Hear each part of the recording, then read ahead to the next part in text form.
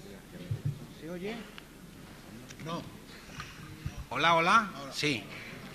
Buenas tardes ya, bienvenidos, bienvenidas a esta sesión de diabetes que empezamos ahora hasta las 2 y que lleva por título ¿Es posible un abordaje completo de la enfermedad, de la diabetes mellitus? En primer lugar, quiero agradecer a los ponentes y como moderador su presencia en esta mesa. Me acompaña el doctor Luis Ruy López, past presidente de la Sociedad Española de Hipertensión, conocidos por todos vosotros. Me acompaña también Carmen Suárez, médico interna y que además conocida también por todos vosotros en el campo de la hipertensión y factores de riesgo. Javier Salvador, endocrino de Pamplona, también conocido de todos vosotros, y mi compañero de sociedad, que yo creo que es importante decirlo, experto en el campo de diabetes, Manuel Ruiz, que trabaja en Cádiz. Vamos a hacer una mesa muy dinámica, muy participativa. Os van a entregar unos cartones para que hagáis la pregunta a la mesa. Cuando aparezca, en primer lugar, vamos a hacer una pequeña exposición de uno de los ponentes y luego, a continuación, vamos a entrar ya en materia respecto al debate, ¿no? Creemos que tenemos tiempo suficiente para tratar todos los temas.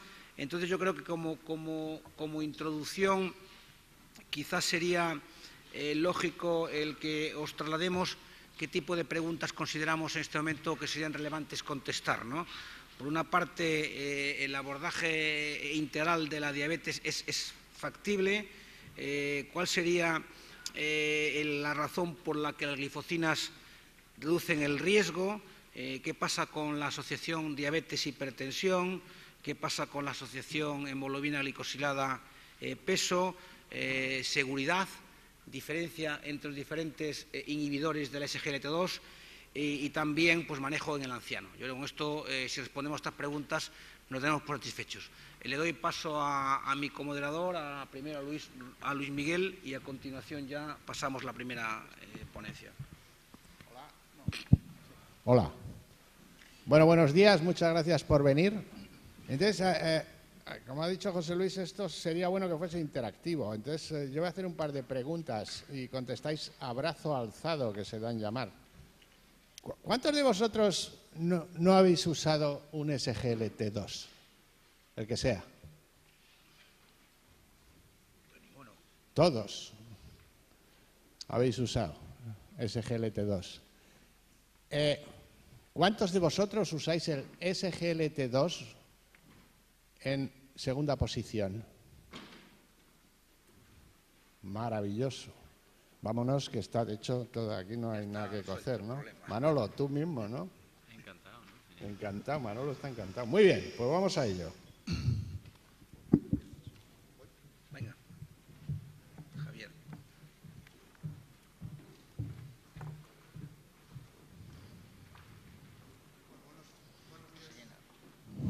Buenos días a todos. Bueno, en primer lugar, lógicamente, agradecer a la organización del Congreso el invitarme a participar en una mesa considero sumamente interesante para hablar de una familia terapéutica pues extraordinariamente, bueno, rentable desde el punto de vista de rendimiento clínico, como es los inhibidores de SGLT2, que entran dentro de esta pregunta de una forma absolutamente nuclear, ¿no? Es decir, ¿es posible un abordaje completo de la diabetes tipo 2? ¿Qué entendemos? Es decir, nosotros sabemos, y yo que soy endocrinólogo lo conozco bien porque lo hemos hablado muchas veces y tenemos a lo largo de la historia, lo hemos comentado mucho, hemos muchas veces enfocado nuestro objetivo terapéutico a la hiperglucemia y por consiguiente a la normalización o la compensación del valor de hemoglobina glicosilada como el marcador más importante de eficacia de un fármaco antidiabético. Muy bien, hoy merced a distintos estudios que no voy a entrar en detalle, empezando por el estudio STENO2, por ejemplo, que realmente demuestra la importancia del abordaje integral, donde el componente glucémico, bien, es importante sin duda alguna, pero no lo es menos el componente de la presión arterial, el componente del peso corporal, por ejemplo. y otros aspectos cuando se aplican también al tratamiento o a la prescripción de medicación a los pacientes con diabetes tipo 2, como por ejemplo puede ser la vía de administración, el hecho de que sea una dosis única o que sea múltiples dosis. Es decir, esto tiene un reflejo también muy importante, no solo en la eficacia, sino también en la adherencia terapéutica, que al fin y al cabo traduce también eficacia. Entonces, si consideramos estos aspectos, pues lógicamente es razonable plantear que el abordaje integral de la diabetes tipo 2 debe contemplar obviamente el control glucémico. Yo como endocrinólogo no voy a decir lo contrario, además hay datos, hay estudios que realmente lo confirman. Uno de los aspectos extraordinariamente importantes es el peso, y realmente venimos de una época en la que la gran mayoría de tratamientos antidiabéticos se acompañaban o se acompañan de aumento del peso corporal, y es evidente que el exceso de grasa corporal constituye un elemento importante, significativo a la hora de promocionar el deterioro del control glucémico, y por lo tanto debe considerarse siempre en el tratamiento de la diabetes tipo 2, donde la gran mayoría de pacientes presentan obesidad. Es decir, si uno realmente estudia composición corporal, obtiene que 80-90% de los pacientes con diabetes tipo 2 tienen un exceso de grasa corporal. Si emplea un sistema más burdo pero más frecuente, como es el índice de masa corporal, el porcentaje es menor, pero en cualquiera de los casos sigue siendo significativo.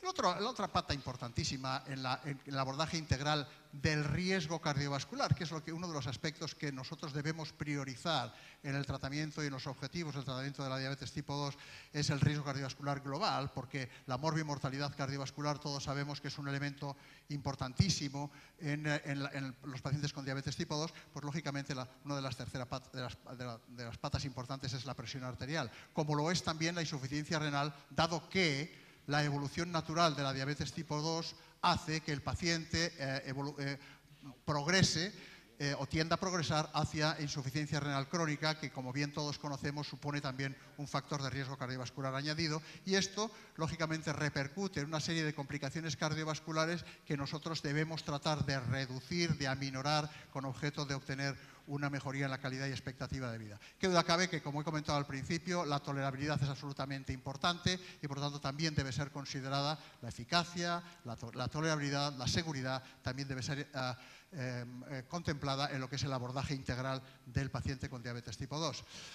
Muy bien, pues aquí tenemos un esquema práctico de los efectos de los inhibidores, efectos prácticos. Si pusiéramos todos los efectos moleculares, efectos fisiopatológicos, bueno, pues habría que utilizar varias diapositivas y este no es mi objetivo en este momento.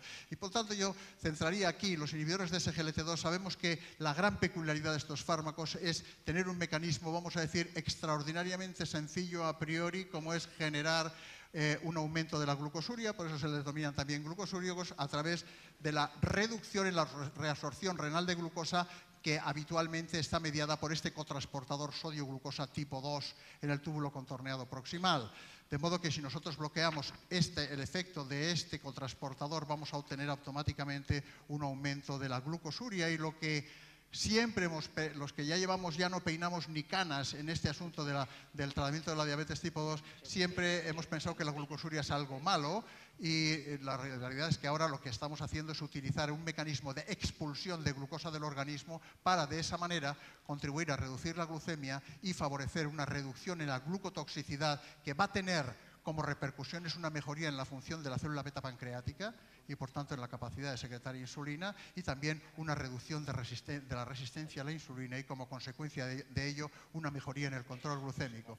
Hasta aquí, fantástico. ¿Por qué? Porque la mejoría del control glucémico no implica un efecto estimulador de la secreción de insulina por parte de la célula beta, y por tanto, como ese efecto directo estimulador no sucede, estos fármacos automáticamente no van a producir hipoglucemias. Es decir, que esto es salvo que se combinen con fármacos que realmente puedan generar esa complicación. Pero esto no es lo único.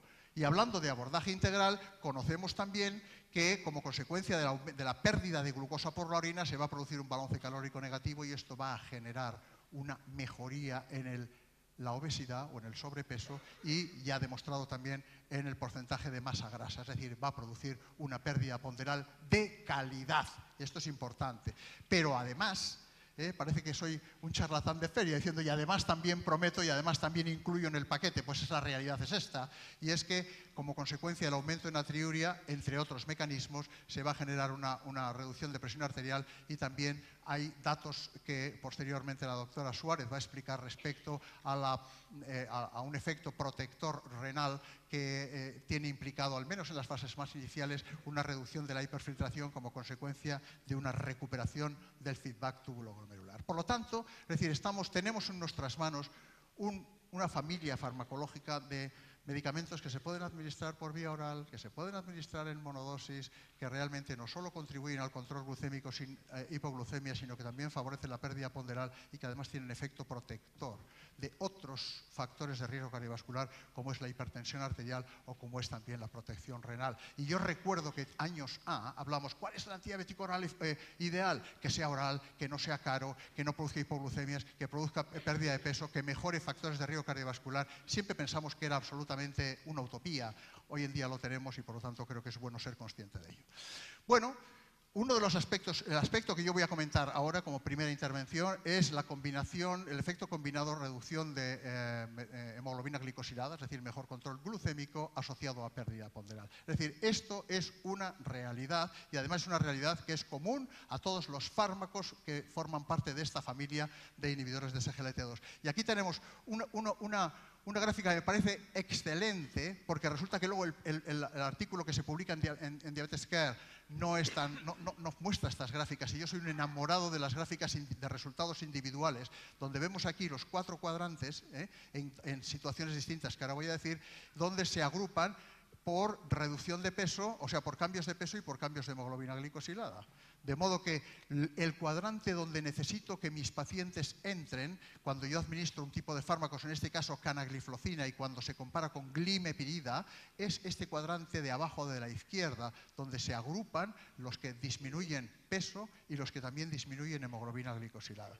Bueno, pues si yo utilizo canagliflozina, 100 miligramos diarios, que es la dosis baja de canagliflozina, yo obtengo que 72,4 de los pacientes se quedan en ese cuadrante al año de tratamiento.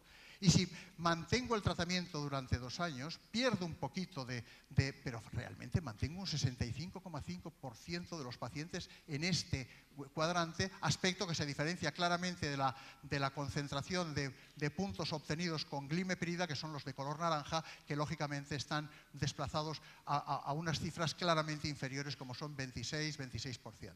Si lo que hago es utilizar cana 300, que es la dosis más alta de canagliflozina, que ya anticipo que es superior en eficacia, en potencia a canagliflozina 100, obtengo resultados mejores, 78,5% y 71,7% a los 2 años. Por lo tanto, es una realidad el objetivo, el efecto combinado de la administración de ISGLT2 y en este caso de canagliflozina, que es un efecto ciertamente dosis dependiente, y con 300 miligramos obtenemos mejor resultado, pero que nos ayuda a agrupar a los pacientes en este cuadrante de abajo de la izquierda. Y recordar que con mucha frecuencia en los trabajos de investigación vamos a ver cifras de valores medios. Yo tengo que decir que me gustan las representaciones de los valores individuales, porque hay pacientes que pierden una cantidad de peso absolutamente espectacular, como este, por ejemplo, de 32 kilos de peso, este de 25 kilos. Es decir, que la capacidad de eficacia es variable, pero realmente es muy importante, y el número de no respondedores que se colocarían en el cuadrante de arriba de la derecha realmente con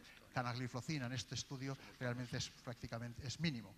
Recordar que cuando se hacen estudios de composición corporal, aquí se certifica la calidad de la pérdida ponderal tanto con 100 como 300 miligramos, porque la reducción de peso tiene lugar a expensas fundamentalmente de la masa grasa. Es decir, no es agua, no es pérdida de masa muscular, es realmente perder lo que al paciente con diabetes tipo 2 le sobra y cuya reducción comporta una eficacia clínico-analítica importante. Esto es extraordinariamente importante, en contraste, lógicamente, con los resultados de glimepirida. Bueno, yo aquí entra la doctora Suárez, con el permiso de los moderadores. Se va a hablar ahora de presión arterial dentro de lo que es también el contexto de objetivo combinado, y por lo tanto yo cedo, si no hay inconveniente por parte de la mesa, la palabra a la doctora Carmen Suárez. Sí, una pregunta. Sí. A mí me parece que lo que es impresionante es la reducción de peso y que puede alcanzar realmente valores muy, muy altos. Entonces, bueno, de alguna forma, para mí eso tiene que ir ligado a que por alguna razón, digamos, el paciente tiene que realizar mucho mejor su estilo de vida y su dieta. Es decir, ¿hay alguna razón para que este fármaco, que es perfectamente tolerado, el paciente se siente bien y eso de alguna forma le lleva a realizar mejor su dieta? Y la pregunta va para ti desde el punto de vista tal, pero desde el punto de vista práctico me gustaría que Manolo contestase a esta pregunta. Es que es muy impresionante. Yo solamente voy a dar una línea, después que siga Manolo, pero en nuestra experiencia clínica, el hecho de que un tratamiento en una persona con exceso de peso haga perder peso, induce una adherencia extraordinariamente importante a todo el tratamiento integral para la pérdida de peso, como es el control dietético, como es la actividad física. Entonces, claro, ¿qué ocurre? Que el paciente que tiene diabetes tipo 2 está un poquito, vamos a decir, permitirme el término, harto de que los tratamientos le hacen ganar peso, como eran las sulfonilureas, como era, por ejemplo, la insulina, como también es la pioglitazona, por ejemplo, o la repaglinida. En cambio, este es un grupo terapéutico diferente, oral, que hace perder peso y que, por tanto, revitaliza y estimula todos los componentes que un paciente tiene que acoplar en su estilo de vida para conseguir una reducción ponderal sostenida. Sin duda, ¿no? La pérdida de peso en el paciente que toma un inhibidor de SGLT2 casi que es un premio, ¿no? Porque es verdad que no necesitan hacer nada para perder peso, ¿no? Y nos puede servir, pues para engancharlo, ¿no? Y ya que ha perdido peso, pues intentar que modifique un poco su actividad de vida diaria. La pérdida de peso es verdad lo que dicen los estudios, pero también hay pacientes que tú lo sacas del tubo de ensayo, del estudio clínico y dejas mirarlo al microscopio y pierden muchísimo más peso que lo que dicen. Entonces es un aliciente, es un premio, porque sin modificar nada ya son capaces de reducir peso, ¿no? Y eso es un aliciente para que pueda empezar a tener una dieta más equilibrada y, sobre todo, y quizás sea más importante, intensificar el ejercicio físico. Bien, pues si os parece, continuamos ahora con Carmen, que va a desarrollar los aspectos de hipertensión y riñón y los nuevos inhibidores, cuando quieras. Fenomenal. Bueno, también para mí agradecer la invitación, un placer estar con todos vosotros, y efectivamente yo voy a hablar de un matrimonio mal avenido, como es hipertensión y diabetes, ¿no? Comentaba Javier, y yo creo que es la buena noticia de esta era en la que nos hemos introducido, el que contamos con herramientas que empiezan a abordar el problema. Es decir, el problema es que el paciente diabético se muere de enfermedad cardiovascular y que hasta ahora hemos tenido un abordaje puntual, lípidos, obesidad, presión arterial, que sí nos ha ayudado, pero no todo lo necesario. Entonces, dentro de este análisis individual, y sí que quiero empezar por ello, es el tema de la presión arterial. El descender la presión arterial en el paciente diabético, como sabéis, junto con la administración de una estatina, son las dos herramientas individuales más eficaces que tenemos para mejorar el pronóstico de estos pacientes. Y es algo tan prevalente como que lo raro es encontrarse, y lo sabemos todos los que vemos todos los días diabéticos, ver un diabético tipo 2 que no sea hipertenso. Pues bien, quizá la buena noticia es que bajar la presión arterial mejora el pronóstico. Entonces, en este sentido, una de las grandes ventajas y de las cuestiones que hace atractivo a este grupo, a los inhibidores de SGLT2, es su efecto sobre presión arterial. Efecto sobre presión arterial que no es en absoluto despreciable. Quiero recordaros, antes de daros datos, es un dato compartido por todos ellos, quiero recordaros que bajar 4 milímetros de mercurio, la sistólica, en un diabético, revierte promediado en un 6% de reducción de mortalidad. Entonces, fijaros que el impacto es en absoluto no es despreciable. Pues bien, aquí, por ejemplo, en esta diapositiva podéis ver el efecto de canaglifosina sobre presión arterial. Es un conjunto, unidos 4 estudios, seguimiento a 26 semanas, y llamaros la atención como tanto en población general, es decir, este efecto de descenso de presión arterial no solamente es evidenciable en personas hipertensas o con presión arterial elevada, y en población general podéis saber cómo, pues, versus placebo, 100 miligramos, 300 miligramos, llega a conseguir descensos de 5 milímetros de mercurio en la sistólica. Y como pasa habitualmente en hipertensión, cuanto más alto sea el punto de presión arterial de partida, este beneficio se intensifica más. De tal forma que, fijaros, en pacientes diabéticos con sistólica de 147, en este caso, por ejemplo, 300 miligramos de cana baja 14 milímetros de mercurio, una cifra muy, muy importante, o 13 milímetros de mercurio el caso de la dosis de 100 miligramos. Y esto ocurre tanto en pacientes que están tratados como que no están tratados, porque la mayoría de los pacientes con diabéticos a los que podamos plantearnos la conveniencia de utilizar un inhibidor de SGLT2 van a estar ya en tratamiento antihipertensivo y con altas probabilidades ser hipertensos, ¿no? Entonces, fijaros cómo la presencia de tratamiento antihipertensivo previo en este grupo son fundamentalmente diuréticos y ECA y ARA2, consigue un descenso de presión arterial pues llamativo, igual que lo consigue en aquellos pacientes que no están tratados. Por lo tanto, el descenso de presión arterial objetivable en la clínica, y es en base a ella lo que tenemos la información, está claro que está aportado, que es una de las ventajas de los inhibidores SGLT2, y habéis visto la cuantía en el caso de cana.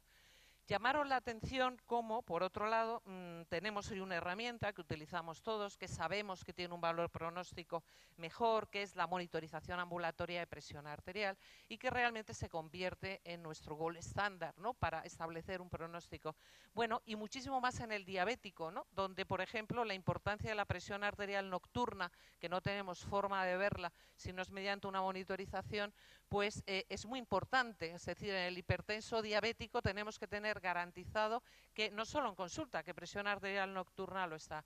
Pues bien, aquí por ejemplo muestro el efecto es un estudio, una corte de pacientes en los que se les administra placebo, que es el verde, 100 miligramos de cana, el azul clarito 300 miligramos, y podéis ver sobre sistólica y diastólica, efecto 300 miligramos, 100 miligramos o placebo. Perdón, os he contado mal esto, el clarito es basal, el verde basal, el resto es a los 2 días de administrado el tratamiento, y el azul marino es a las 6 semanas de administrado el tratamiento. Y podéis ver cómo ya a los 2 días se objetivan unos descensos con cualquiera de las dosis de presión arterial, y llamaros, por ejemplo, la atención, que antes comentábamos, sobre el descenso de presión arterial nocturna. Por lo tanto, esta es una primera ventaja adicional que hasta ahora en esta cuantía ningún hipoglucemiante de los que teníamos había aportado, y que al paciente diabético pues yo creo que lo hace muy atractivo. No sé si queréis hacerme alguna pregunta a mesa antes de que me pase a... Os recuerdo que podéis ya trasladar las preguntas a la mesa cuando queráis, ¿eh? O sea, yo quería preguntarte, Carmen, dado el efecto hipotensor de cana 300 y dada la frecuentación que tenemos en nuestras consultas de pacientes hipertensos en grado 1, grado 140, 159, 90, 99 de la clasificación de las guías, ¿tú ves plausible que en un paciente hipertenso ligero que esté tratando en monoterapia o con la mitad de dosis de un fármaco al uso, podría ser lógico la sustitución y ver qué pasa? Bueno, la verdad es que la pregunta tiene su aquel, y me da posibilidad de especular. Desde un punto de vista de niveles de presión arterial, sí, ¿no? Es decir, creo que es perfectamente factible. El tema, o a mí la duda que me surge, es si no es más razonable, aunque sea dosis bajas, no evitarle una administración de bloqueo del sistema renina-angiotensina. Si fuese otro tipo de paciente, a lo mejor no, pero hablando del diabético, yo creo que no es un tema tanto solo cuantitativo desde descenso de presión arterial, sino también cualitativo. ¿Con qué? Y tenemos evidencias en diabéticos de cómo el bloqueo del sistema renina-angiotensina puede condicionar una evolución más favorable. Entonces no sé si jugaría, es decir, más que quitarle, si el paciente es hipertenso, el beneficio del bloqueo del sistema, que hoy está demostrado per se, no jugaría con dosis reducidas de ambas. Pero no sé qué opináis, ¿eh? Es una opinión personal aquí sobre la pregunta que me haces. El profesor Ruy López tendrá seguramente su punto de vista. ¿Cuántos de vosotros, en la población diabética que tratáis, así a bote pronto, consideráis que el 50% más de los diabéticos, admitamos 140 hacia abajo como el objetivo de control, ¿cuántos pensáis que la mitad o más de vuestros diabéticos están ahí? Controlados por debajo de 140. Es decir, coincide en la mejor unidad de hipertensión distinguida por la Sociedad Europea, probablemente el porcentaje no es muy distante. Lo digo porque lo que se ve en la unidad de hipertensión es probablemente lo peor y lo más difícil de controlar. Es decir, el diabético es difícil de controlar. Entonces, la pregunta que plantea José Luis, desde un punto de vista intelectual y de discusión, a mí me parece muy bien, pero yo no le quitaría el antihipertensivo, ¿me entiendes? Porque ese sujeto no iba a estar de ninguna forma cerca de 130 o por debajo de 130. Y probablemente el SGLT2 va a hacer que la presión arterial se acerque más a un control más adecuado. Entonces, aunque no sabemos después del sprint qué pasa con la diabetes y sigue la duda, pero el último metaanálisis que se publicó en marzo, incluyendo los datos del estudio sprint, asegura que se puede bajar por debajo de 130. Lo que pasa es que en diabéticos, como cabe esperar, el beneficio no es tan grande en diabéticos o en gente con enfermedad renal crónica como en otras situaciones. Y eso cabe esperarlo porque la diabetes es mucho más devastadora. Puedes seguir. Muy bien. Pues el siguiente aspecto es el tema de el papel beneficioso, que es otro de los aspectos que ha sido pues sorprendente entre los hallazgos que este grupo farmacológico aporta a la nefroprotección. Todos sabemos que, bueno, recordar simplemente que hoy la causa sigue siendo diabetes, primera causa por la que un paciente entra en un programa de diálisis. La nefropatía diabética como expresión de enfermedad microvascular es un potentísimo predictor de morbimortalidad, y hasta ahora pues estábamos limitados, es decir, primero el efecto beneficioso, hemos hablado de descenso de presión arterial y el bloqueo del sistema, ¿no? Eran fundamentalmente, pero desde las últimas evidencias con bloqueo del sistema realmente no habíamos dispuesto de ningún otro grupo o ninguna otra estrategia que nos permitiera proteger el riñón del diabético. Bueno, yo ahora en las siguientes diapositivas, que me parece que son claras, voy a tratar de explicaros cuál es el mecanismo fundamental por el que producen este beneficio, ¿no?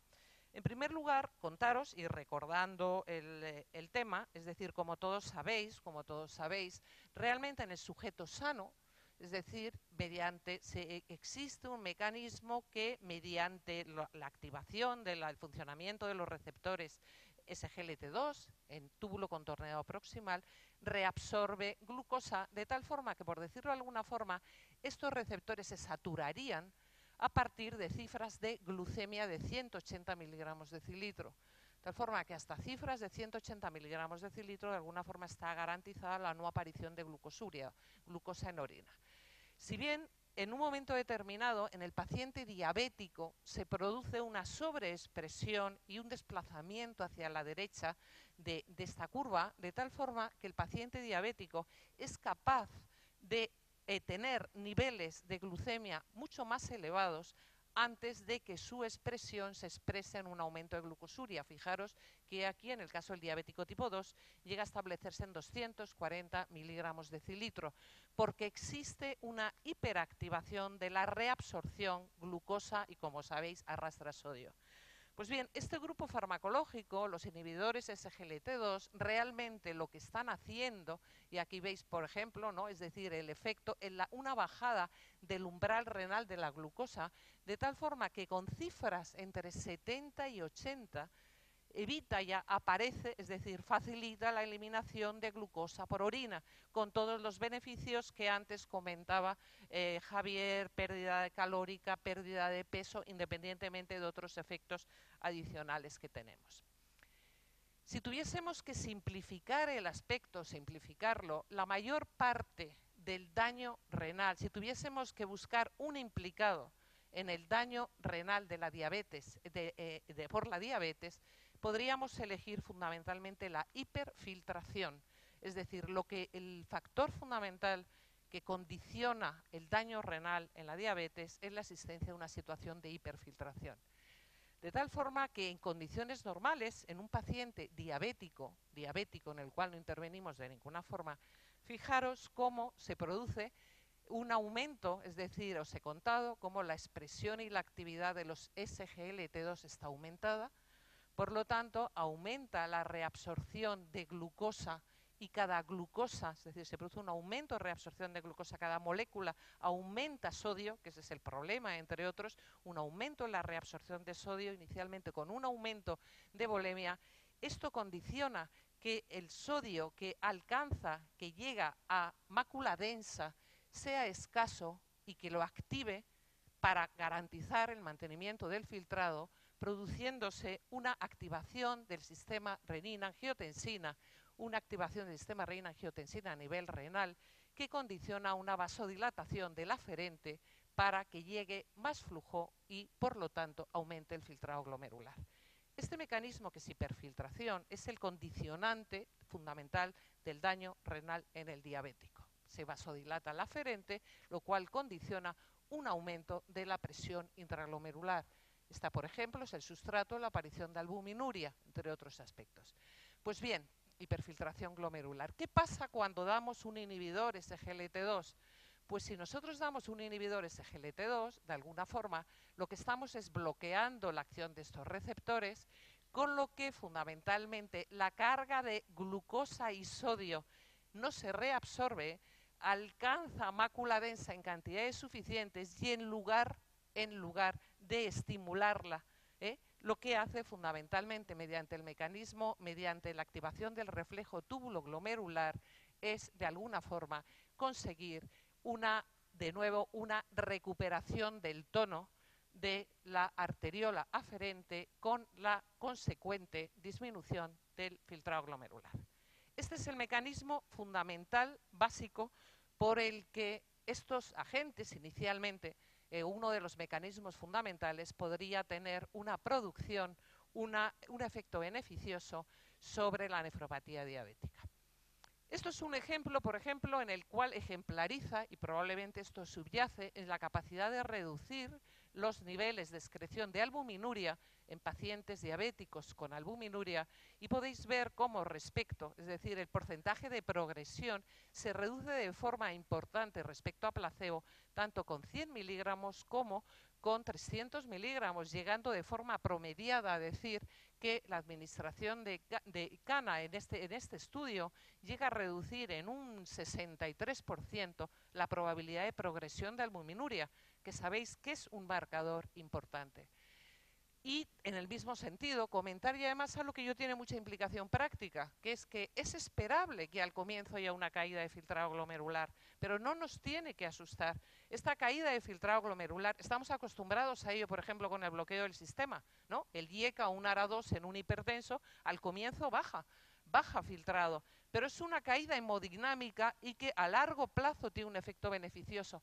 Entonces, fijaros cómo en la semana sexta respecto a placebo se consigue un descenso de entre 4 y 2 milímetros de mercurio del filtrado glomerular, que se remonta y se recupera en el tiempo y que, como luego veréis, condiciona un mejor pronóstico en la función renal del paciente y que por lo tanto y que revierte a suprimirlo, por lo tanto es hemodinámico. De tal forma que aquí nos metemos en un asunto que es la utilización y el papel de estos fármacos en pacientes con insuficiencia renal. Y quizá, y luego será motivo de debate, llamar la atención que el único problema no es un problema de seguridad. Es decir, estos fármacos no es que sean no seguros en pacientes con filtrados bajos. El problema es que a medida que disminuye el filtrado, va disminuyendo la eficacia de estos fármacos. Y aquí podéis ver cómo, es decir, cuantificado en este caso es los valores de hemoglobina glicada, cómo las mismas dosis de 100 y de 300 van disminuyendo a medida que lo hace el filtrado. Pero quiero dejar bien claro que no es un problema de seguridad o de contraindicación. Estamos muy acostumbrados a los fármacos en enfermedad renal por alcanzar niveles tóxicos, no lo es. De tal forma que, por ejemplo, fijaros cómo en estadios de insuficiencia renal 3A, filtrados entre 59 y 45, pues respecto a placebo, cana 100 y cana 300 sigue siendo capaz de reducir glicada, reducir peso y reducir presión arterial. Probablemente menos que en sujetos con un filtrado alto, pero sí lo es. Y yo creo que esa es mi última diapositiva, en la cual es más importante porque es a 2 años. Este es un estudio con 1.500, 1.450 pacientes, de alguna forma diabéticos que estaban aleatorizados, es un ensayo clínico aleatorizado, a recibir glimepirida o canaglifosina al régimen que tenía. Y se observaba al cabo de 2 años filtrado glomerular. Y fijaros cómo pasa, el rojo es placebo, cómo de alguna forma en toda la población o en la población con microalbuminuria, fijaros en población con microalbuminuria, el descenso tan llamativo de filtrado glomerular al cabo del tiempo, mientras que a pesar, de nuevo llamo la atención sobre este descenso inicial y recuperable del filtrado glomerular, posteriormente la evolución es claramente favorable. Por lo tanto, contamos con un nuevo grupo que entre sus enormes virtudes y admite, bueno, yo creo que abre un campo de investigación enorme, es su efecto nefroprotector. Dime. Sí. Era los pacientes, no me he podido equivocar, es un ensayo clínico aleatorizado, 1.465 diabéticos tipo 2, que se les aleatoriza a glimepirida, a Cana 100 y Cana 300. Y se ve al cabo de 2 años ha sido un error de... Eso es. Entonces, a pesar de eso, a mí me parece que este tema, y antes también lo hablábamos, y yo lo abro a vosotros y un poco a la mesa, esto es ficha técnica. Ficha técnica que no deja de ser curioso, ¿no? Porque cuando tenemos evidencia de que un fármaco beneficia y enlentece la evolución a progresión a enfermedad renal cuando ya existe daño renal, se limite su utilización a determinados filtrados. De hecho, se comentaba y comentaba antes de ello el doctor Salvador que en Sudamérica la ficha técnica no dice esto y permite utilización con filtrados superiores. Lo cierto es que en el caso de DAPA se aconseja que si el filtrado es inferior a 60 que no se utilice y si baja de esta cifra interrumpir tratamiento. En EMPA y en canaglifosina, dado la existencia posible de titulación de dosis de 10-25, 100-300, aconsejan que cuando el filtrado glomerular baje de 60, si el paciente estaba con la dosis alta se baje y en cualquier caso aconsejan reducirlo cuando el filtrado es menor de 45. Pero bueno, yo pregunto, ¿estamos respetando esto? ¿Os parece defendible o cómo es? Manolo. No, por todo lo que nos has contado, ¿no? Yo sí tengo experiencia de emplear inhibidores de SGLT2 en pacientes con filtrado glomerular por debajo de 60 y siguen siendo eficaces bajando la hemoglobina glicosilada. Es verdad que no tanto como un paciente que tenga un filtrado 70, 80, 90, pero siguen siendo eficaces y sin embargo pues sería una pena perder otras cosas que tiene el fármaco, ¿verdad? Como nos has podido explicar y limitarlo, ¿verdad? Lo que tiene razón lo que dice, en determinados países la ficha técnica incluso te permite usarlo hasta 45. Yo supongo que esto será cuestión de que vayan saliendo más estudios y que se modifique la ficha técnica, pero mi experiencia personal en enfermedad renal es buena y los beneficios que tenemos, bueno, yo no sé si Javier tiene algo parecido. Yo suscribo ese comentario absolutamente. Nosotros mostramos claramente mayor flexibilidad y por debajo de 45 no utilizamos, hasta 45 sí utilizamos y la realidad es que no vemos ni más problemas de seguridad, ni menos problemas, ni menos eficacia en términos generales, ¿no? Y yo creo que eso es importante. Bien, es cierto que si uno lo utiliza, y yo creo que hay estudios que también documentan esto, en pacientes con filtrado glomerular inferior a lo que estamos hablando, inferior a 30 mililitros minuto, que habitualmente son pacientes pluripatológicos con una cierta inestabilidad hemodinámica con frecuencia, porque muchos de ellos son hipertensos, a veces son personas de edad avanzada, lógicamente uno puede esperar una tasa de efectos secundarios ligeramente superior a la que se obtiene cuando se emplea en tasas de filtrado glomerular mayores, pero estoy hablando de un punto de corte claramente inferior al que habitualmente recomienda la ficha técnica. Quizás, Luis Miguel, ¿verdad que este tipo de pacientes con un filtrado tan bajo quizás son los que más se pueden beneficiar desde el punto de vista cardiovascular de este? De hecho, en el estudio en Parré lo siguieron a los pacientes hasta que se metieron por debajo de 30 de filtrado. Y entonces el EMPA-REC demuestra que los SGLT2 tienen una protección cardiovascular, sí, pero tiene una protección renal, que tiene que tener su efecto específico y que no depende de glucosuria. La glucosuria al riñón, desde el punto de vista de protección de función, no hace nada. Evidentemente sí lo hace el control de presión, etcétera, ¿no? Y de hecho va a empezar un gran estudio con un SGLT2 en gente con enfermedad renal crónica y filtrados por debajo de 60, en el que van a entrar, fijaros bien, sujetos diabéticos y no diabéticos. Recordad la diapositiva de Carmen del efecto glucosúrico que produce canaglifosina cuando los sujetos están en glucemias de 70 y 80. Aún en esos niveles aparece glucosuria. Es decir, que probablemente el efecto beneficioso de este tipo de fármacos no se limite en exclusiva a la diabetes, sino que se pueda expandir, como se está expandiendo en insuficiencia cardíaca, por ejemplo.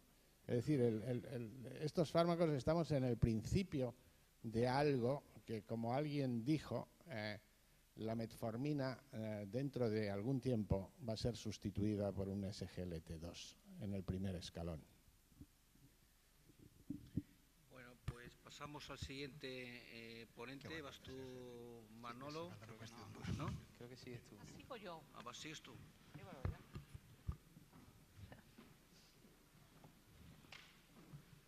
Bueno, pues no, el siguiente tema, luego ya me paro, porque aquí estoy sometiendo ya inmediatamente ya. Es el... Bueno, el siguiente tema, y yo creo que es la perspectiva que no tenemos que perder de vista, porque es el título de la mesa, porque es lo que justifica nuestro día a día, es que el gran reto es el riesgo cardiovascular incrementado que tiene el paciente diabético, ¿no? Y antes hemos hecho referencias, como a pesar de las herramientas que teníamos, pues realmente no contábamos con todas las posibilidades para impactar mediante el tratamiento hipoglucemiante. Hasta este momento hemos dispuesto de distintos grupos farmacológicos, que los avances que ha habido en diabetes, que más allá de conseguir descensos de hemoglobina glicada, aportaban poco más, con perfiles de seguridad mejores o peores, pero aportaban poco más. Todos sabéis que en el 2008, a raíz del problema con la glitazonas, la FDA exigió, y la verdad es que yo creo que ha sido una oportunidad de oro, ofreció y exigió a cualquier fármaco hipoglucemiante nueva que entraba en mercado demostrar que al menos no incrementaba el riesgo cardiovascular versus placebo. Es decir, más allá de su capacidad de extender presión arterial, les exigía la demostración de que no incrementaba el riesgo de ingreso por insuficiencia cardíaca, por ictus. Aquí tenéis en esta diapositiva toda la cantidad de estudios que se ha puesto en marcha desde entonces buscando esta historia. Y simplemente mostraros cómo, bueno, pues realmente solamente 3. El primero, es decir, todos los previos con el alogliptina, sitagliptina, Saxa, etcétera, Lixi, todos consiguieron demostrar lo que la FDA pedía, que era que no incrementaba el riesgo, pero ninguno había demostrado beneficio. Entonces, uno de los puntos de vista, desde mi punto de vista, realmente impactante que ocurre en 2015, es cuando se comunica a la comunidad, se publica y se hace público a la comunidad científica la aparición de un nuevo grupo, en este caso que representa, es decir, como es el estudio EMPA-REC con empaglifosina, que demuestra que no solamente cumple lo que le piden, que es que no incrementa riesgo, sino que además es superior a placebo en cuanto a su capacidad de disminuirlo. Creo que marca un hito. A partir de ese momento, empiezan a aparecer, y hemos abierto y ya tenemos 2 resultados más positivos, ¿no? Recientemente, sabéis, en los últimos meses, líder con liraglutina, el Sustain con semaglutide, empieza a aparecer resultados que a los clínicos nos ponen en mano la posibilidad de disponer de fármacos que no solamente bajan la glucosa, la glucemia, sino que también son capaces de ello. Pues bien, EMPA-REC fue un estudio paradigmático que simultáneamente y de forma simultánea con otros inhibidores de SGLT2 y ahora el inmediato que estamos esperando y este año tendremos resultados es el estudio CANVAS, que será el siguiente de este grupo de estudio de morbimortalidad que nos permitirá confirmar y corroborar estos datos. Y fue un estudio pues tremendamente impactante porque se le pedían, son sujetos diabéticos de alto riesgo cardiovascular, todos tenían, es decir, enfermedad cardiovascular establecida, recordaros que un 80% era cardiopatía isquémica, por lo tanto, sujeto diabético de alto, muy alto riesgo cardiovascular, y en este estudio se demuestra que no solamente no reduce, no incrementa riesgo, sino que es superior en los efectos cardiovasculares mayores, fundamentalmente, fijaros, reducción de muerte cardiovascular, en la reducción compuesta de las 3 variables, muerte cardiovascular, infarto agudo de miocardio e ictus, con reducciones del 14%. A partir de EMPA-REC se abre una discusión, un dilema. ¿Por qué? Yo creo que se abre una vía. ¿Es un efecto clase? ¿No es un efecto clase? ¿Lo van a reproducir el resto de los inhibidores de SGLT2? CANVAS es el siguiente, canaglifosina, lo tenemos en puerta. Pues evidentemente siempre hemos defendido que habrá que defender, cada estudio tendrá, cada fármaco tendrá que demostrarlo, pero de alguna forma todos los datos basados en su mecanismo apuntan que puede serlo y que vamos a conseguir el mismo resultado, resultados similares con los mismos fármacos. Fijaros esta diapositiva. Esta diapositiva es una mezcla de estudios, fase 2 y fase 3, con cana. Y evidentemente no es el diseño, no son comparables, pero fijaros lo parecido que son las tendencias en cuanto al beneficio a conseguir. Por lo tanto, está claro, y yo creo que estamos a la espera de los resultados de CANVAS, que los vamos a tener, pero todo hace pensar que contamos con un nuevo grupo que además rompe el concepto, es decir, están aportando un beneficio cardiovascular, pero no por lo que estábamos acostumbrados, no por descender presión arterial, bajar el colesterol LDL, bajar peso, no por cada una de esas cosas, sino por otros aspectos distintos en los cuales se han implicado, probablemente sea multifactorial, y hay muchísimos factores que pueden contribuir y que yo creo que abren líneas de investigación y de debate interesantísimas. Así que esto sería un poco el respecto a la situación de este grupo y, como comento, bueno, pues yo creo que tenemos en puerta los resultados de CANVAS. Bueno, pues, oye, preguntas. Usar los cartones, hombre, que alguna tendréis, digo yo, ¿no? Venga, que no hemos recibido más que 3. Han llegado 3, han llegado 2. A 3, sí. Bueno, pues esta pregunta está relacionada con la exposición ahora de Manuel, que hace relación a la seguridad en ancianos de las inhibidores de SGLT2 con filtrados por encima de 60. Supongo que vas a contestar esta pregunta toda en la exposición, ¿verdad? Sí, la podemos incluir, ¿no? Lo que me tocaba hablar y casi seguro que uno se siente hasta vergüenza, ¿no? Después de que hayáis dicho todo que prácticamente todo el mundo usa inhibidores de SGLT2, habéis visto que el efecto secundario más frecuente son las infecciones micóticas genitales, sobre todo en mujeres. No es que sea increíblemente frecuente, aparece en torno a un 10%, pero sí que aparecen, ¿no? Y sí que son más frecuentes, pues cuanto más alta es la glucemia. Sí tiene un efecto glucodependiente. El tratamiento responden increíblemente bien a tratamiento antifúngico habitual y normalmente no suelen recibir más. Del 10% que aparecen, solo el 8% no responden bien al tratamiento antifúngico. Entonces estamos ante un efecto secundario frecuente, pero tampoco grave y casi que prácticamente ninguno de mis pacientes quiere que le quite el fármaco, pues por los beneficios que hemos contado antes, no tanto de hemoglobina, que eso a mis pacientes les da un poco igual, ¿no? Sino en la bajada del peso.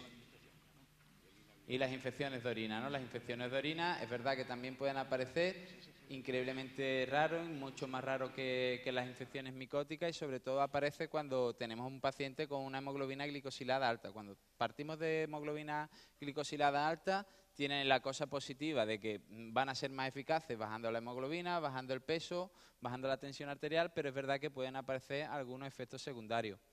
Hipoglucemia, ¿no? Que es casi lo que más nos llama la atención cuando hablamos de un antidiabético. Realmente no son fármacos hipoglucemiantes, nos lo ha explicado antes Carmen, bajan el renal umbral de glucosa, entonces son fármacos que pues, con glucemia en sangre en torno a 70, 80, 90, en función del fármaco, pues no actúan, ¿no? No dan hipoglucemia. ¿Cómo puede aparecer? Pues cuando la asocias a otro fármaco hipoglucemiante. Es frecuente que si tú la asocias a insulina, tengas puedas tener hipoglucemia. En esto no hay consenso y cada uno tiene su librillo. Mi consejo personal es una reducción, cuando la asocia a insulina, una reducción del 20% de la dosis de la insulina basal. Y pues según las glucemias capilares antes del desayuno, voy modificando la dosis. Generalmente, si no bajo la dosis de insulina, suelo tener episodios de hipoglucemia. No hay nada escrito y esto casi cada cual tiene su propia experiencia. Yo no sé si vosotros Javier, por ejemplo, cuando usáis un inhibidor de SGLT2 con insulina, ¿reducís la dosis de insulina o...? Sí y no. Es decir, dependiendo de cuál sea el grado de control metabólico del paciente. Inicialmente, si el control no es bueno, que muchas veces es lo que lleva a buscar una asociación de otro antidiabético con un efecto diferente o complementario, no solemos reducir la dosis de insulina. Si el control es bueno y lo que realmente buscas es reducir la probabilidad de que el paciente gane peso, cosa que con la insulina sucede sí o sí, entonces efectivamente reducimos el 20%. Y ahí me gustaría 15-20%, sí.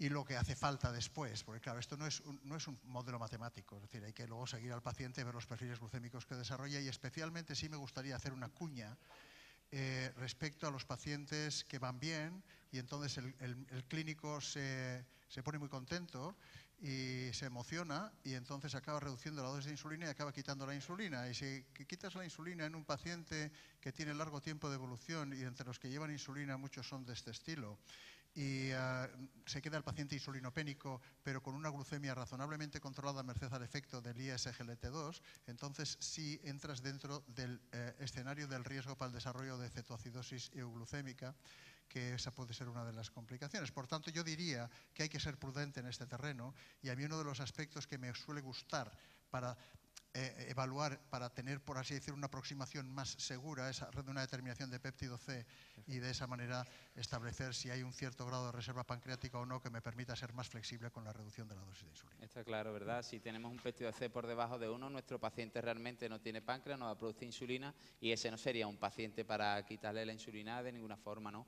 Pero es verdad que muchas veces, y bueno, hoy en día las guías no nos hablan de eso, pero antiguamente, no hace mucho tiempo, si teníamos una hemoglobina alrededor de 9 o más de 9, te aconsejaban insulinizarla, ¿no? Incluso aunque estuviera solo con metformina. Quizás esos podían ser casos, ¿no? De pacientes que a lo mejor tienen una reserva pancreática elevada, tienen un péptido de 3, 4, bien, se tiene reserva, produce insulina, su problema es la resistencia, ¿no? Y entonces en eso pues sí podían ser casos que se podían beneficiar de retirar. Decir que, claro, siempre que se comenta de la cetoacidosis que puede producirse en relación con el tratamiento con ISGLT2, decir que esto es algo extraordinariamente infrecuente, que es algo que se debe tener en cuenta en escenarios clínicos de mayor riesgo de acidosis, como son todos aquellos en los que la metformina no nos gusta, por ejemplo, pacientes en medio de un proceso intercurrente, intervenciones quirúrgicas, restricción muy significativa de la ingesta de carbohidratos, pero en cualquiera de los casos y globalmente hablando, la probabilidad de desarrollo de este tipo de complicaciones es menor del 0,1-0,2%.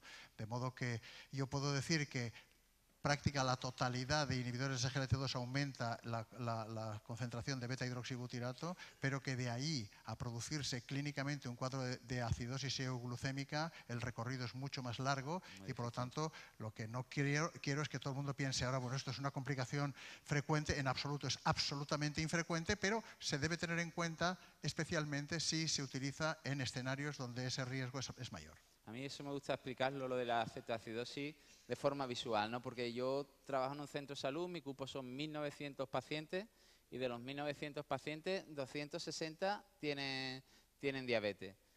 Si yo a los 260 los tratara con cualquier inhibidor de SGLT2, aparte que mi jefe que está por aquí me echa, 0,1 de mis pacientes tendría una cetoacidosis.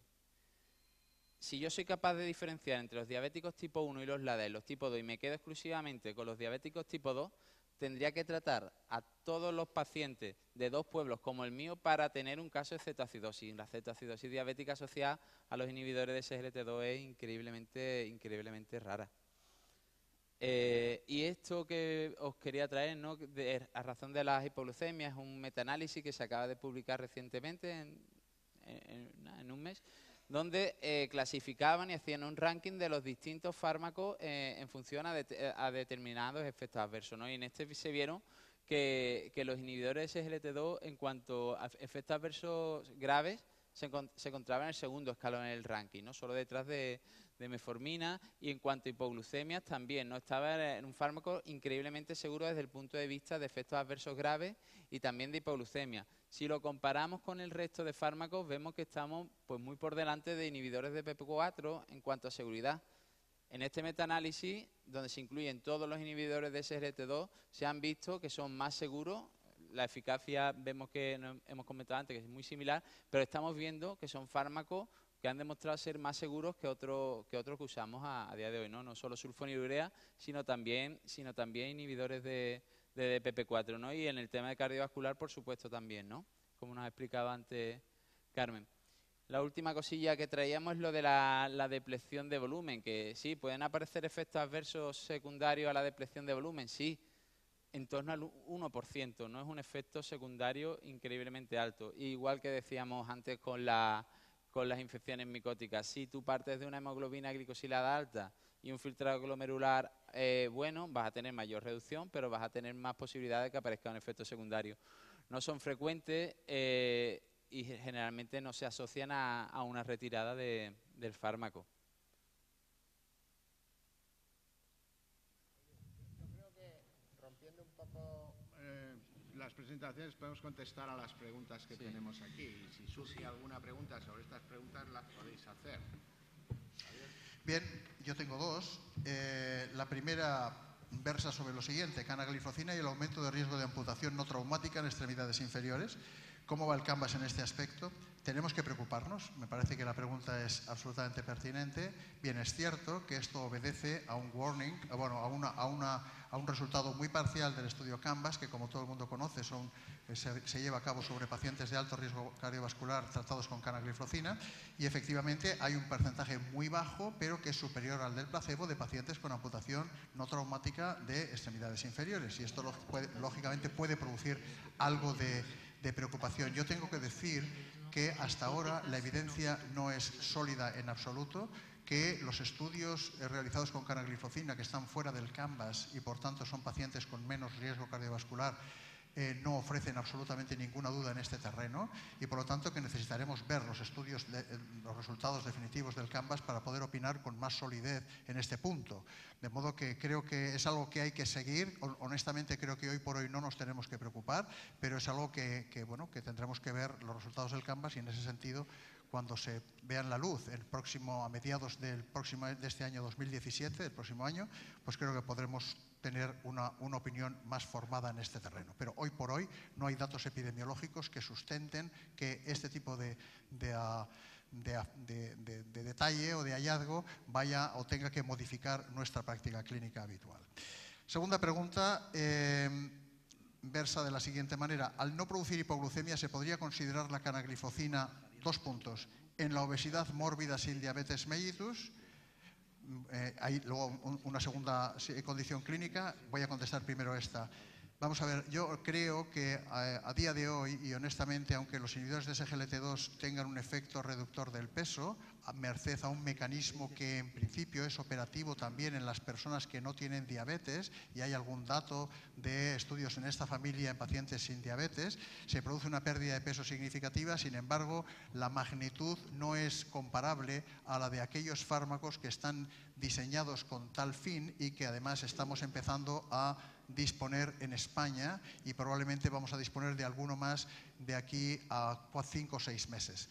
De modo que, honestamente, creo que en monoterapia creo que no, pero también tengo que decir que en Estados Unidos se ha hecho un estudio de combinación canagliflozina-fentermina.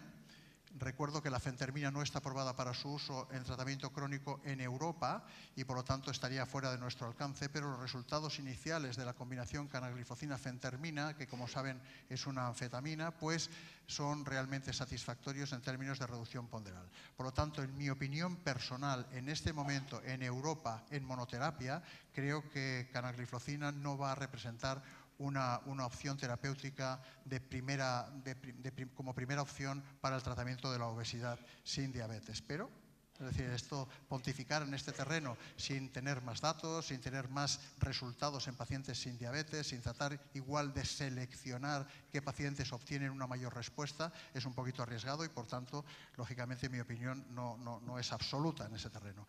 Y en el segundo lugar, ¿se podría utilizar en obesos en situación de prediabetes? Esto me parece una pregunta absolutamente pertinente, excelente, porque en los pacientes con prediabetes sabemos que tienen un riesgo aumentado de transitar hacia un estado de diabetes, 1, y 2, conocemos de algún estudio además muy reciente publicado en New England Journal of Medicine, como es el estudio IRIS, que se hace con pioglitazona, pero se describe claramente y se demuestra que la situación de prediabetes y de resistencia a la insulina que caracteriza prácticamente de forma universal a la prediabetes se asocia a complicaciones cardiovasculares significativas, especialmente infarto de miocardio y accidente cerebrovascular. Y por lo tanto, si nosotros pensamos que que canagliflozina es capaz de mejorar la resistencia a la insulina, como está perfectamente documentado, incluso generar una mayor capacidad de la secreción de la célula beta y por tanto posiblemente alterar la historia natural de la diabetes tipo 2, me parece que sería una intervención terapéutica inicialmente a valorar. Sin embargo, necesitamos estudios que realmente lo confirmen y que lógicamente nos ofrezcan una perspectiva de coste-eficacia de dicha intervención terapéutica. Yo creo que hay datos más que suficientes desde el punto de vista fisiopatológico para plantear un abordaje así. Sin embargo, no estoy hablando de la prescripción, sino de realizar un estudio de investigación, que un ensayo clínico que realmente ofrezca seguridad y que ofrezca eficacia en este terreno que acabamos de comentar. Bien, os rogaría, hay bastantes preguntas, que fuerais breves en la respuesta a los ponentes para poder paso a todas. Aquí hay 5 preguntas. La primera va para Manolo. ¿La edad es un inconveniente para el uso de estos fármacos si el filtrado renal es bueno? Lo hablaremos un poquitín más adelante, ¿no? Cuando hablemos del perfil del paciente anciano, pero desde luego, ¿no? La edad no es ningún problema a la hora de tratar la diabetes. Sin embargo, el objetivo que tú te planteas cuando tratas a un paciente con diabetes anciano es diferente, ¿no? Va más encaminado a mejorar la calidad de vida más que el riesgo cardiovascular. Y se añade, en algunas gerencias, como Madrid, pone límite a la utilización en mayores de 75 años de edad. ¿Qué piensas? Bueno, están basados igual, ¿no? Basados en datos extraídos de ficha técnica, y que hay estudios que no lo abarcan más de 75 años, ¿no? Pero por experiencia personal se puede usar sin problema. Vale, esta pregunta va para Carmen. Dice, indicación actual de prevención primaria en pacientes diabéticos tipo 2, aspirina, IECAS, estatinas, ¿siempre?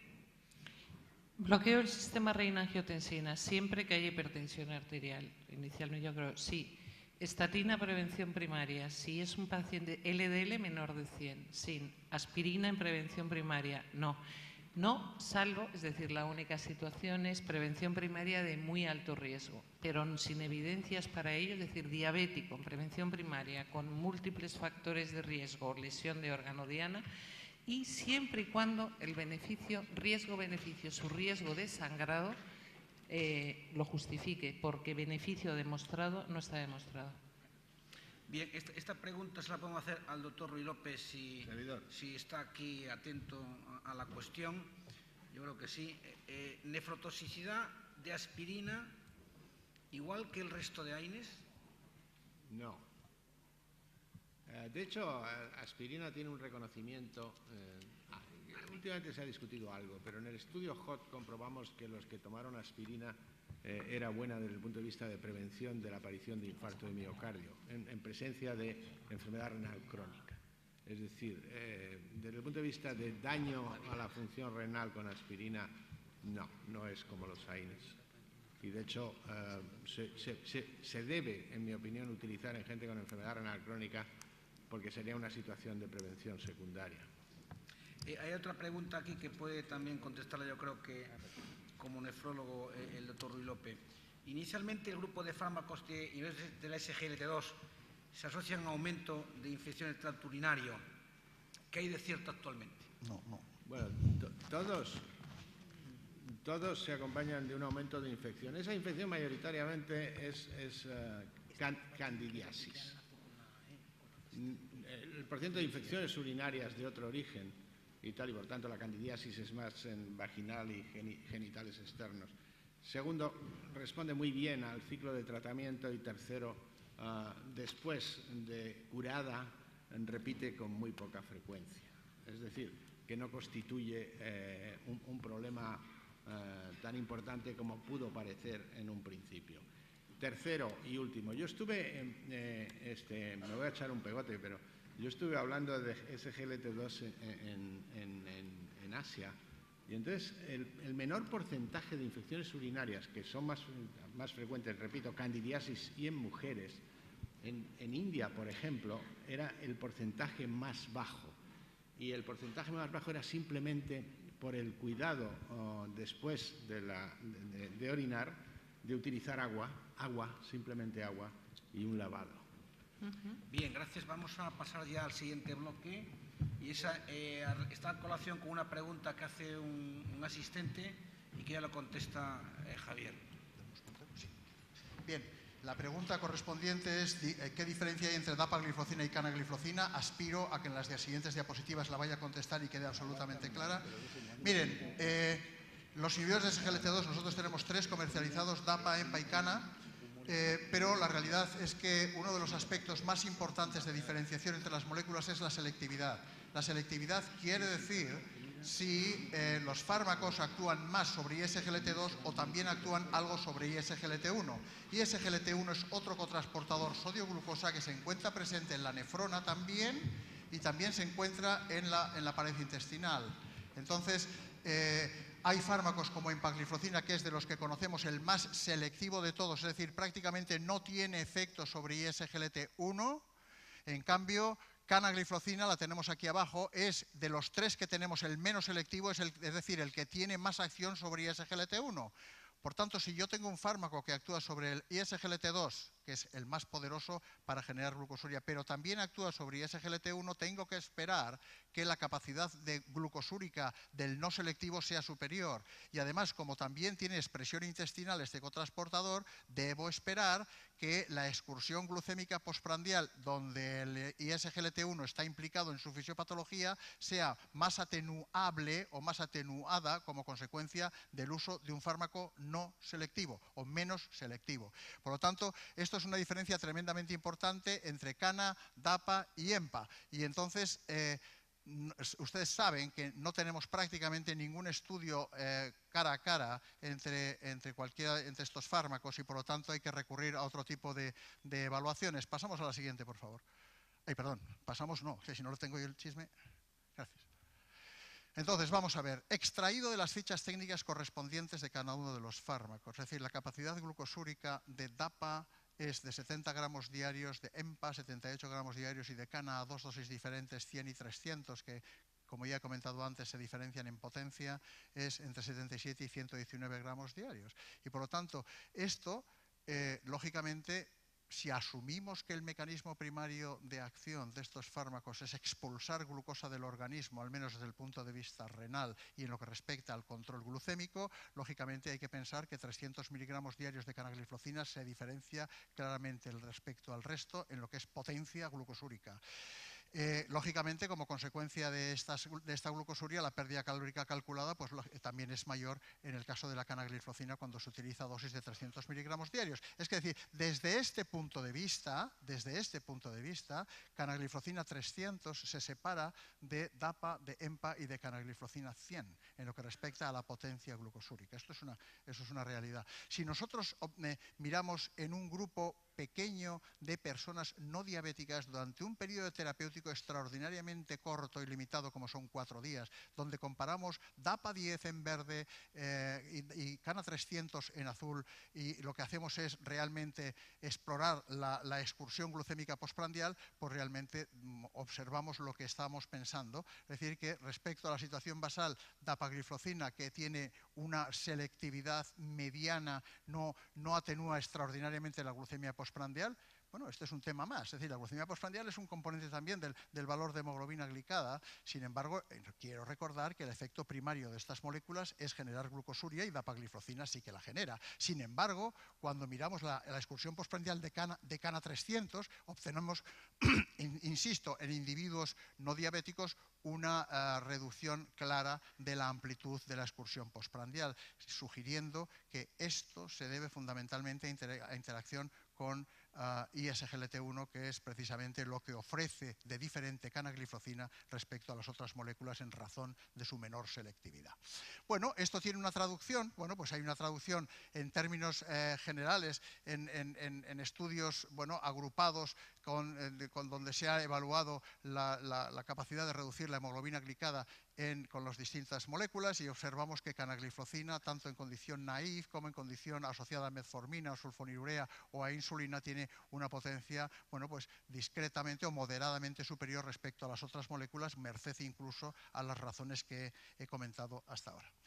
Bien, más recientemente un metaanálisis, insisto, de que no tenemos head-to-head, pero sí tenemos metaanálisis interesantes, publicado este año en Diabetes, Obesity and Metabolism, donde se compara los resultados de canagliflozina en términos de reducción de hemoglobina glicosilada, los resultados de todos los inhibidores de SGLT2, en términos de glicada, glucemia en ayunas, evolución ponderal, presión sistólica diastólica, perfil lipídico, especialmente LDL, HDL y triglicéridos, y observamos que en líneas generales CANA300 lidera la mejoría en la hemoglobina glicosilada, la reducción en la glucosa en ayunas, la reducción en el peso corporal, la reducción en la presión sistólica y diastólica, y en lo que respecta al perfil lipídico, el discreto aumento de LDL colesterol, que también es superior con CANA300, y también el aumento de HDL colesterol, que es más similar respecto a los demás, y desde luego en lo que respecta a la reducción de triglicéridos también. Es decir, que básicamente CANA300 es claramente más poderoso. Después, como pueden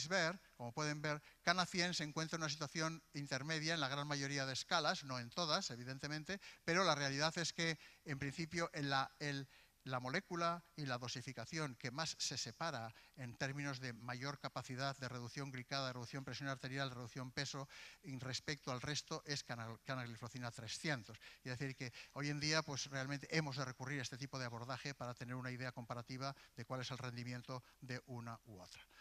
Bien, bueno, lo que ya en glucemia postprandial ya lo hemos comentado, como en CANA300 es la que realmente muestra un efecto clarísimo sobre la glucemia postprandial, la excursión glucémica que ya he mostrado. No voy a volver a insistir en los términos de la insuficiencia renal y ni tampoco en los ancianos, porque yo creo que ya se ha comentado hasta ahora, y es cierto que dapagliflozina, cuando la combinación con pioglitazona, que a mí personalmente, esto es una opinión absolutamente personal, me parece que es una combinación interesante, hay que seleccionar, como siempre hay que individualizar el tratamiento, pero me parece que la combinación ISGLT2-glitazona me parece interesante, especialmente en fases quizá más iniciales del tratamiento de la diabetes, donde las glitazonas tienen un efecto antiinflamatorio e insulinosensibilizador espectacular, y no hay riesgos de deterioro de función miocárdica o de deterioro de mineralización ósea. Pues creo que es una combinación que se puede plantear. Sin embargo, no está recomendada en ficha técnica en la asociación con DAPA por un riesgo de cáncer de vejiga que honestamente tampoco me parece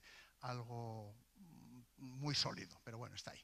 Entonces, claro, tenemos cuáles son las guías, qué dicen las guías. Pues las guías, algunas, esta guía de la Asociación Americana de Diabetes me parece estupenda, en su momento fue fantástica, pues a mí no me parece ahora ya tan estupenda, porque realmente no nos da muchas posibilidades de individualizar, pero bueno, algunos aspectos sí, pero la realidad es que tenemos aquí la posibilidad de combinar con metformina con ISGLT2. También sabemos que con más frecuencia se está proponiendo en muchos casos, especialmente cuando la hemoglobina glicosilada es superior a 8, 8,5%, empezar con un tratamiento combinado y no con metformina en monoterapia. Y en este sentido creo que el compañero de juego, por así decir, o la asociación con ISGLT2 creo que es extraordinariamente valorable por una razón. Es decir, se utiliza muchísimo la asociación con DPP4 en este país. Hay muchísimos pacientes, no voy a decir la cifra, aunque la conozco, es enorme, de pacientes tratados con inhibidores de DPP4. Los inhibidores de DPP4 supusieron un salto espectacular, especialmente en seguridad respecto a sulfonilureas, especialmente en el efecto neutro del peso, pero la realidad es que el DPP4 es neutro en tantas cosas que llega a ser neutro,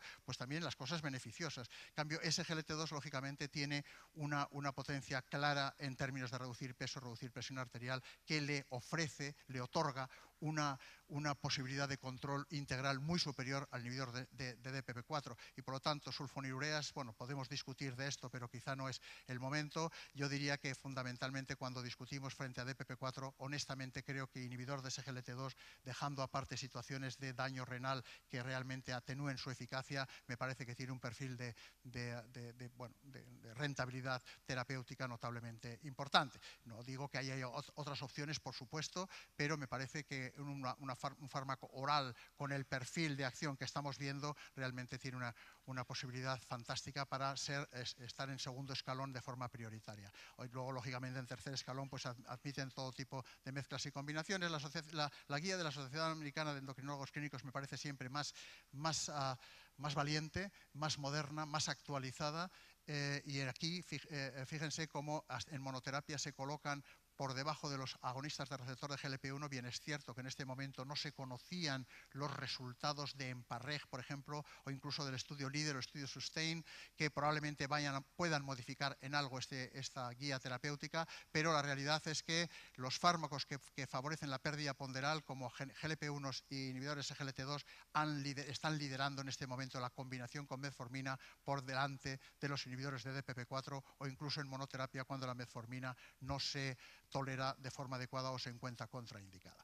Por lo tanto, me parece que esto es algo importante. Hay que tener en cuenta que estas guías terapéuticas son muy dinámicas, es decir, probablemente van a cambiar, probablemente los resultados que conocemos ahora van a modular de alguna manera las próximas ediciones de estas guías, que espero vean la luz en un periodo de tiempo realmente breve. Por lo tanto, sí. Sí, adelante. Manolo va a presentar ahora el anciano. Yo voy a responder muy brevemente a dos preguntas importantes. Una es, ¿la selectividad mayor de la empaglifosina supone más seguridad? No. Desde el punto de vista de seguridad, prácticamente se comportan todas iguales. Dos, señor mayor que está con un diurético y le doy un SGLT2. ¿Le suspendo el diurético? En un señor no mayor, no.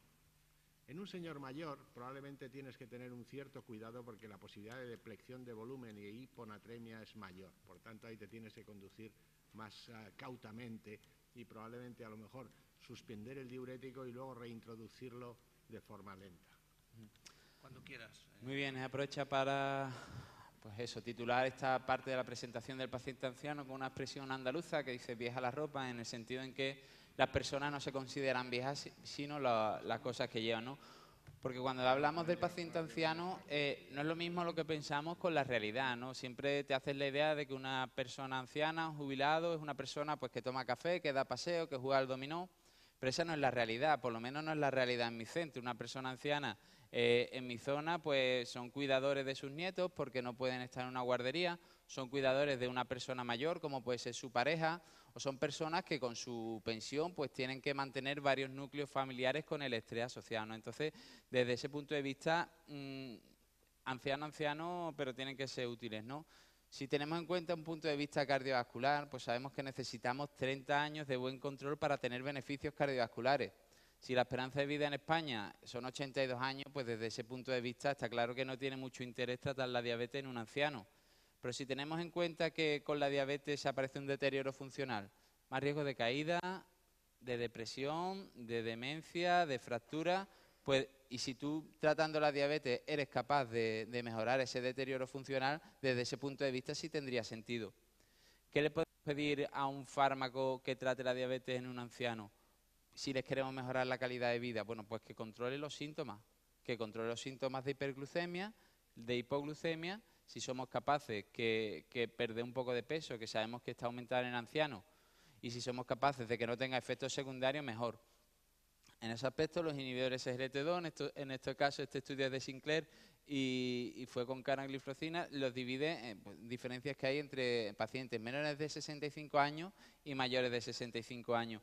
Y donde ven que los inhibidores de SGLT2 siguen siendo eficaces para reducir la hemoglobina glicosilada en un porcentaje inferior que en menores de 65 años, pero siguen siendo eficaces. Tampoco necesitamos que bajen tantísimo la hemoglobina glicosilada, necesitamos mejorarle la calidad de vida. Y el peso y la bajada de tensión arterial no se ven modificadas por la edad, siguen siendo útiles. Incluso hasta en pacientes mayores de 65 años la bajada de tensión arterial se ha visto que ha sido incluso mejor. ¿Y a expensa de qué? Pues a expensa de nada, porque no hay diferencia en cuanto a efectos adversos entre pacientes menores de 65 años y mayores. Siguen siendo fármacos totalmente seguros, ¿no? Ese es el resumen del paciente anciano. Baja la hemoglobina glicosilada, no tanto como en menores de 65 años, pero la siguen bajando. Sí bajan la tensión arterial, sí bajan el peso y eso, ¿no? Y, bueno, son bien tolerados y no se asocian a más efectos adversos. Lo último que os quiero traer es un paciente del centro, tratada de 70 años, tratada con un inhibidor de SGLT2 y por mi parte... Muy bien, te has ajustado perfectamente a los tiempos. Una pregunta en 2 minutos. ¿Alguna última pregunta? Sí. El micro. Chilla. No os preocupéis que comemos todos, ¿eh? No sé. Amputaciones no traumáticas. Esto siempre... Están esperando también. Está esperando a...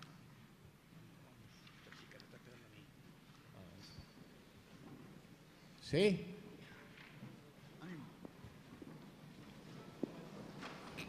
Manolo.